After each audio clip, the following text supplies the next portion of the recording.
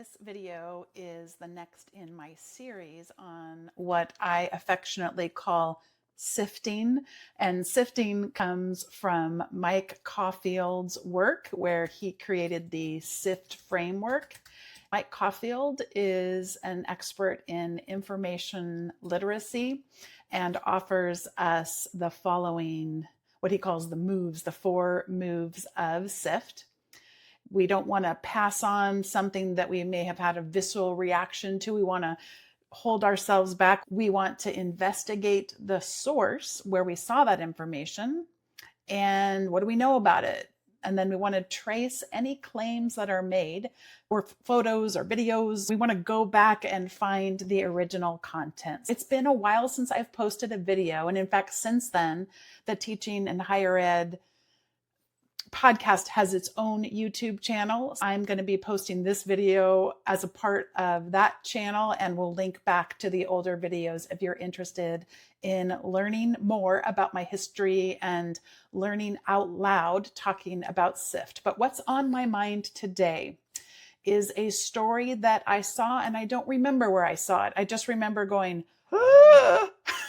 That was my exact reaction. Ah, what on earth? And the what on earth was that I saw a reference to Apple being sued. There's a lawsuit, a class action lawsuit around Siri listening in on people when and I shouldn't be even saying the name. I'm going to stop saying it because some of us have our devices set up that even all we have to do is say the name instead of the word hey followed by the name of the assistant. So I'm just going to refer to that as the assistant for Apple. There's lots of different assistants that are out there. I'm not going to say their names either, or I'll start activating your phones without you wanting me to.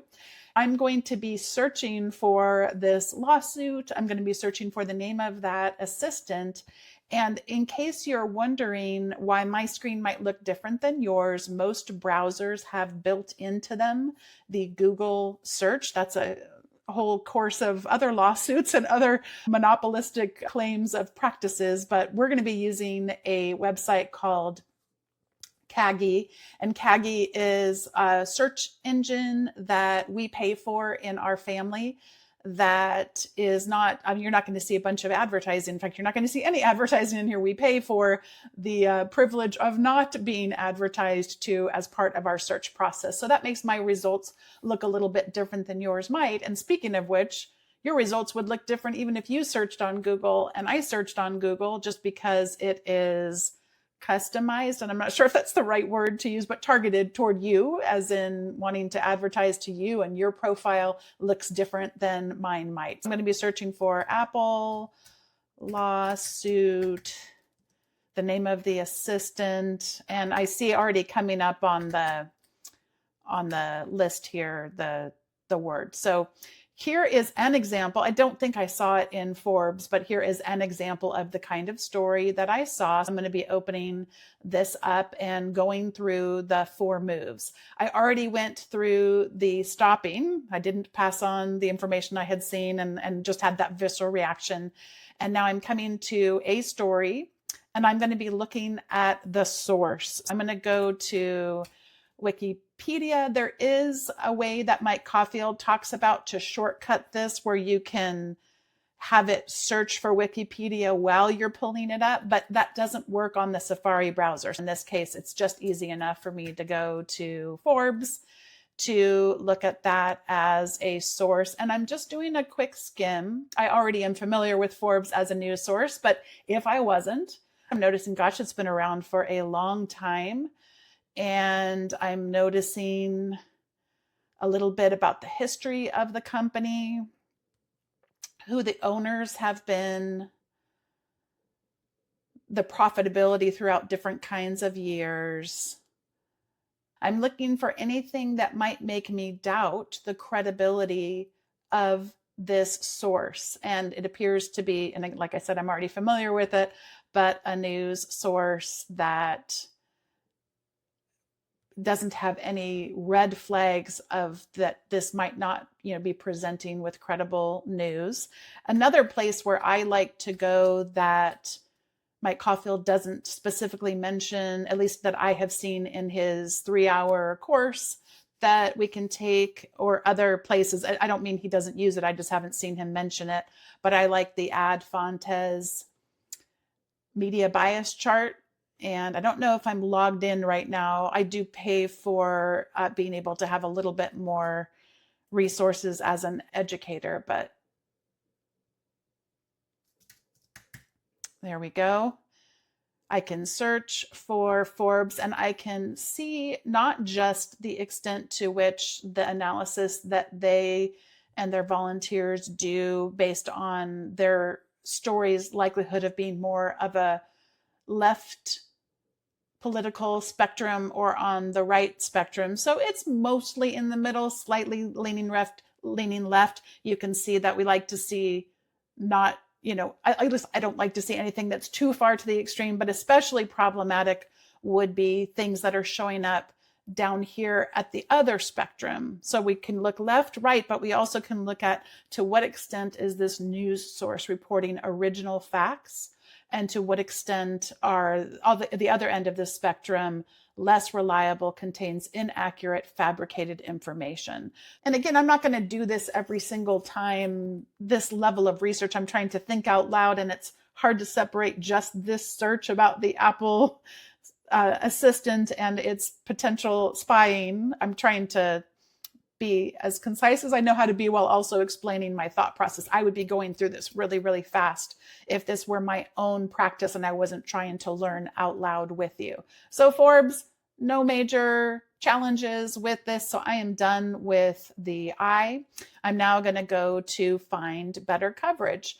AP News, I can tell you, is a very reliable news institution and tends to be a fact-based reporting as opposed to doing much opinion. By the way, opinion can be edifying in some cases. It's not like I only want facts, but I definitely want to be able to know the difference between fact-based reporting and when I'm reading someone who is expressing their opinion, and that those two things are different journalistic or writing or reporting practices. Let's see, I'll check out AP News. Either one would probably bring me similar things.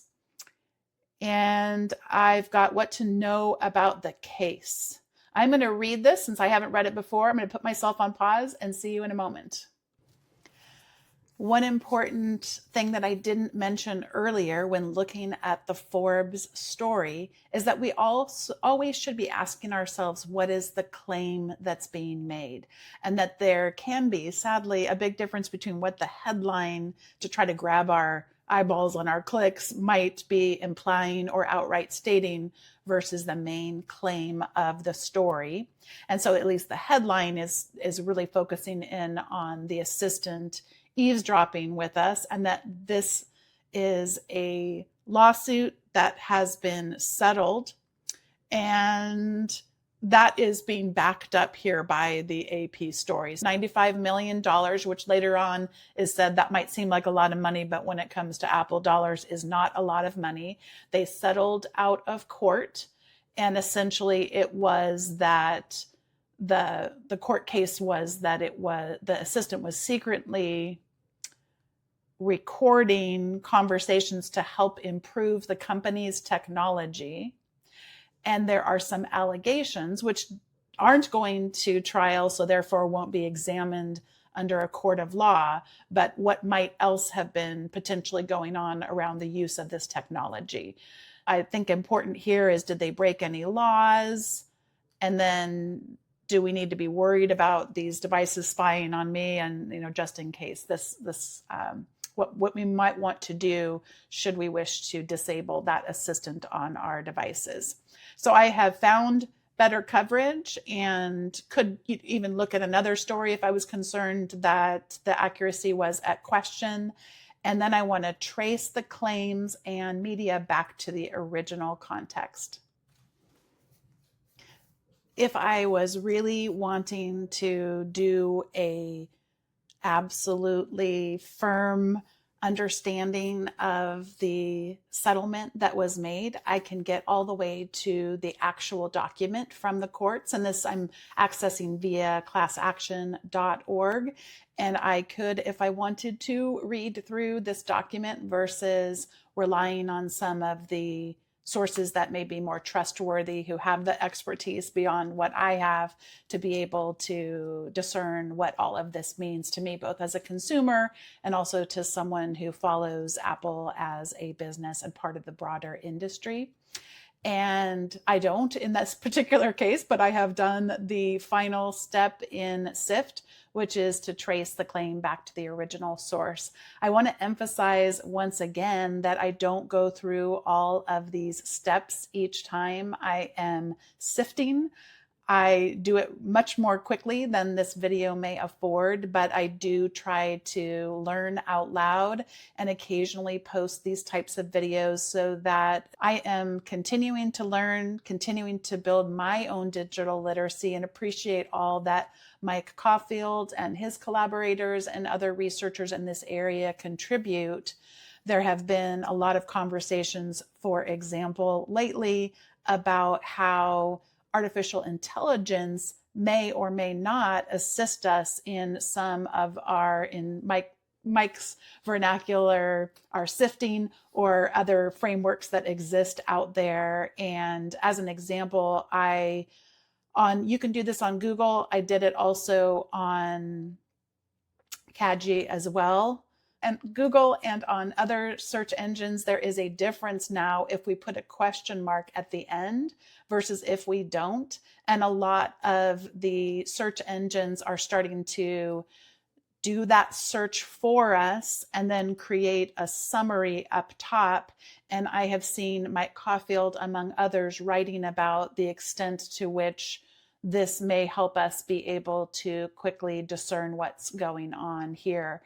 And in this particular case, the question that I asked was, how can I locate the original court case or settlement regarding this lawsuit? I put a question mark after it. And by me doing that, it then gave me this quick answer.